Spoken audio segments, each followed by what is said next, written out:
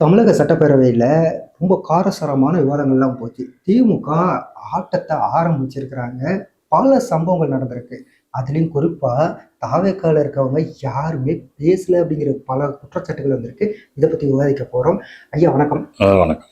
தமிழக சட்டப்பேரவையோட கூட்டத்தொடர்ல திமுக தங்களுடைய ஆட்டத்த ஆரம்பிச்சு பல கேள்விகள முன்னெடுத்திருந்தாங்க. இதுக்கு பதிலளிக்க முடியாம தாவேக்காவினர் திணறுனாங்கன்னு சொல்றாங்களே.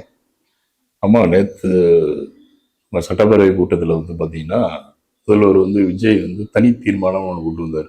அதாவது மேகதாதுல அணை கட்டக்கூடாது, தமிழ்நாட்டோட ரொம்ப முக்கியமான தமிழ்நாட்டுடைய உரிமை பிரச்சனை அது. அதுக்கு இது வழக்கமாக ஏற்கனவே இருந்த திமுக அரசாங்கம் சரி, அதுக்கு முன்னாடி இருந்த அதிமுக அரசாங்கம் சரி, இவங்க எல்லாமே கொண்டு வர தீர்மானம் தான் அது. அது யூஸ்வலான ஒரு தீர்மானம். அதுக்கு அவர் கர்நாடக அரசுக்கு எதிராக மத்திய அரசுல தலையிடணும். அதே மாதிரி காவிரி நதிநீர் ஆணையம், காவிரி மேலாண்மை வாரியம், உச்ச நீதிமன்றம் இவங்கெல்லாம் தலையிடணும் அப்படின்ற மாதிரி சொல்லி நேற்று ஒரு தீர்மானத்தை பாஸ் பண்ணாங்க. அந்த தீர்மானத்தை கொண்டு வந்தவர் யாருன்னா விஜய் தான் கொண்டு வந்தார். ஆக்சுவலா யார் அந்த தீர்மானத்தை கொண்டு வரும்? விஜய்க்கு கொண்டு வரலாம். அவர் எந்த தீர்மானம் முதலமைச்சர் கொண்டு வரலாம். ஆனா அதுக்கான அந்த துறைன்னு ஒண்ணு இருக்குல்ல, நீர்வளத்துறை. துறையை பாக்குறவர் யாருன்னா புஷியானந்த் தான் பார்த்துட்டு இருக்காரு.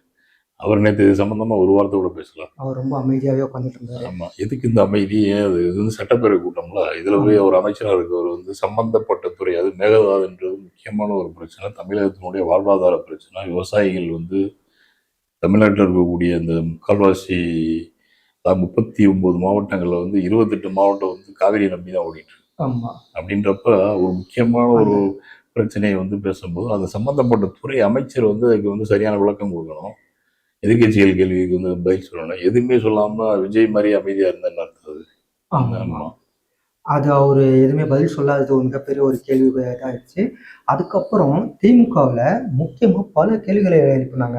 ஆளுநர் உரையின் போது நடந்த சம்பவங்களை பத்தி திமுகவுடைய முன்னாள் அமைச்சர் சிவசங்கர் ஒரு கேள்வி கேட்டிருந்தாரு. இந்த தமிழ் தாய் வாழ்த்து முதல்ல பாடப்பட்டுச்சு, அதன் பிறகு தேசிய கீதம். ஆளுநர் பேசி முடிச்சதுக்கு அப்புறம் மறுபடியும் தேசிய கீதம், 2 முறை தேசிய கீதம் பாட வேண்டிய அவசியம் என்ன? இதுவரை இல்லாத மரபை மீறி நீங்க ஏன் செயல்பட்டீங்க அப்படின்னு ஒரு கேள்வி ஒன்று கேட்டாரு. அவரு கேட்கறது ஏன் தான், ஏன்னா கடந்த 60-70 வருஷமா பாத்தீங்க அப்படின்னா இந்த தமிழ்நாட்டினுடைய சட்டப்பேரவை கூட்டத்துல முதல்ல தமிழ் தாய் வாழ்த்து தான். ஆமா,